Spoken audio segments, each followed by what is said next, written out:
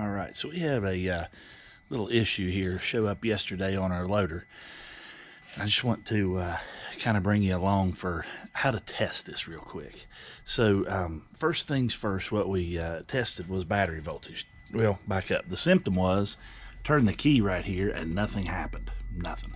So the starter was extremely difficult to get to. So at that point, then it warranted doing a little more work on this end of things first.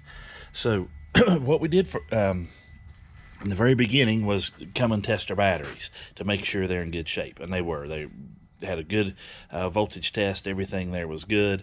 Crank the key and no change in it.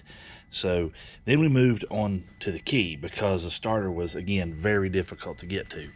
So this just had 4 little old Allen bolts right here. Just pulled them out and pulled them out of the plate and lifted this up and tested our key switch, because the last time we started it, it acted funny, and the key switch has never had really good spots in it like it should. So that was kind of lead me to go there first. So we tested the wires going to the switch, and then we put this big one right here, this big connector with the red wire feeds this.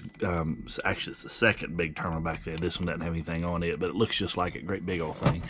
And so we fed that one power and then rotated the key switch, found out which one of those had power and when. And then again, there's, I think, 6 of those altogether, maybe 5. Yeah, I think there's 5 of the ones that go in the other connector, but only 3 wires. So we figured out which ones did what jobs and then verified that they were all working. So they were working. And now there was an issue with this key. Sometimes it doesn't have, kind of hear that little bit of weirdness in there. It's see, there's some spots in here that aren't right. There should be. All right, the key switch functions are accessory, off, see how crazy that is right in there, and then on, and then start. But the so anyway, again, I had some concern about this guy doing what it's supposed to do.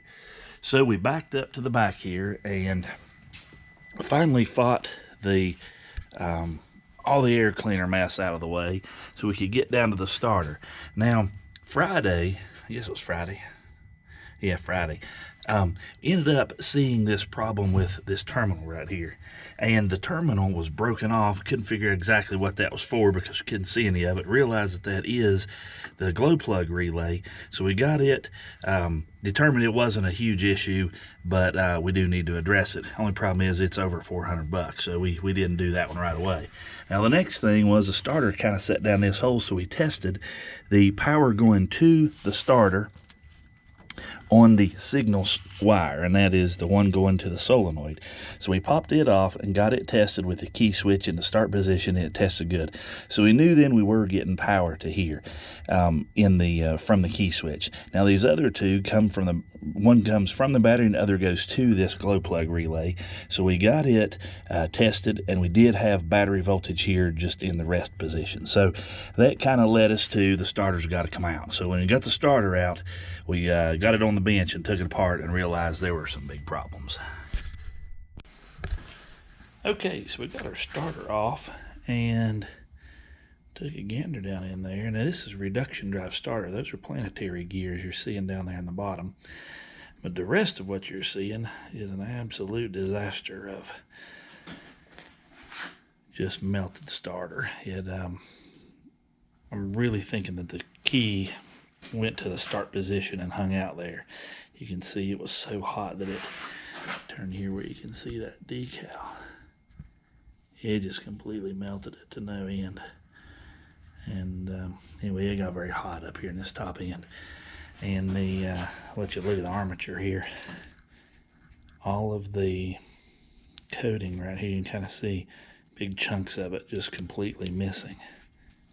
Right in there, all of that just completely. All of this right up in here just completely gone. Now there was a chunk of spring that was just laying in there when we pulled the cap, and it was a brush holder spring, I think, out of this one right here. You can see how the holder just completely broke. This one, it lost all of the the connector part, the terminal to the brush. Now it was fixed, it's all gone.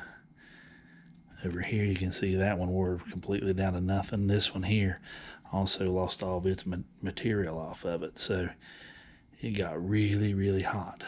And you can see it just you can even change colors there on the armature where the commutator bars go. So it was having a bad day. But again, and in that engine you never hear it running, so it's just one of those things. But we're able to get another one. Should be here tomorrow. It's ordered up, and we'll hopefully get that thing running and get it back up and going, and order a new key switch as well. So got a new starter, new key switch coming, and hopefully we'll have that fella running here right soon. So thought you might like to check out a complete and total destruction of a starter. And again, I'm fairly confident that what happened was it just got it was left running and the start position on the key switch, and it just totally self-destructed. Had that happen once on a skid steer loader at my dad's farm and destroyed the starter. It just doesn't take long. And you can't smell it on the screen, I'm sure, but you can smell the burn here. And I always tell everybody, instructor at the diesel school once told me, said that every electrical component is manufactured with a certain amount of smoke in it. When you let all the smoke out, it quits. So I still haven't found a way to put smoke back in them, so I guess we'll just have to replace it. So anyway, hope you enjoy it, and get to see a little bit of diagnosing, working our way back to figuring out what's exactly wrong. So thanks a bunch.